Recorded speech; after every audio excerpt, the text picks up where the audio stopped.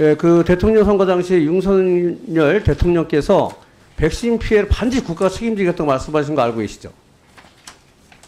네. 언론에서 아니, 봤습니다. 정확하게 얘기하세요. 청장님은 정확한 게 없어요. 어떻게? 정확하게 말씀하세요. 네, 언론에서 봤습니다. 그러면 인수위 참사하셨죠? 예. 인수위 때, 저 윤석열 정부, 그 취임 100일 로드맵에서 방역 지침과 관련된 방역 정책 참여하셨습니까? 안 하셨습니까? 그 100일 로드맵에 직접 참여하지는 않았고 자, 그러면 국가 책임제 핵심이 뭔지는 아세요? 네, 예방접종 피해 국가의 보상과 지원을 이제 확대한다는 의미로 확대하는 게 아니고 입증을 정부가 입증을 못하면 보상해 주겠다는 것이고 그다음 사망자는 선보상 후정산하겠다는 게 핵심이잖아요. 자, 근데 보세요. 저기 보면 다 없어졌어요.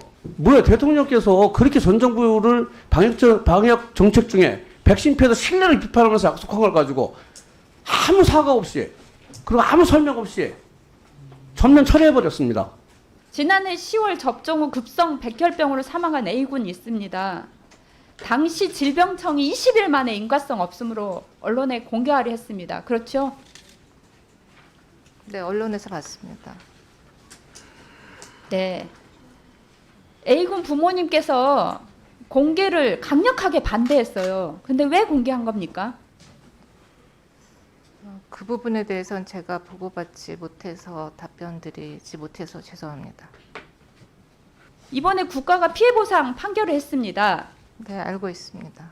그런데 왜 항소를 한 겁니까? 전 정부에서도 백신 피해 책임진다고 했고 이번 정부에서 공약 1호로 국가가 책임지겠다고 약속했습니다. 그런데 항소를 하는 것이 맞습니까?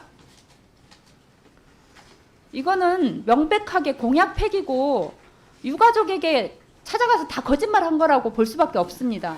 총장님 아까 백신 피해자 답변하시면서 법원 판결에 대해서 항소를 보고받기로는 이렇게 인용하셨어요. 그러면은 법원 판결 항소를 본인이 결정하신 건 아닌가요? 누가 결정했죠? 저희 청 내부에서 논의를 했고 말씀하신 것처럼 제가 최종 결정권자라고 생각합니다. 예, 본인이 항소 결정하신 거죠? 네. 그 유체이탈 화법 빨리 교정하시기 바랍니다.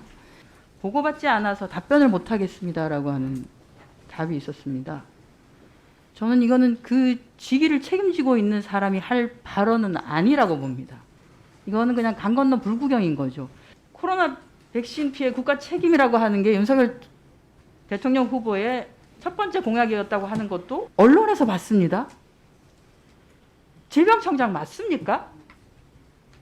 그리고 목소리도 좀 크게 좀 해주세요. 예. 그래야 뭔가 소신 있어 보이기도 하고요. 자신 있어 보이기도 하고 기교련 같은 느낌을 받을 수가 있습니다. 가능하면 좀 목소리도 자신 있게 크게 좀 해주시면 고맙겠습니다. 그렇게 하시겠습니까? 명심하겠습니다. 장관님.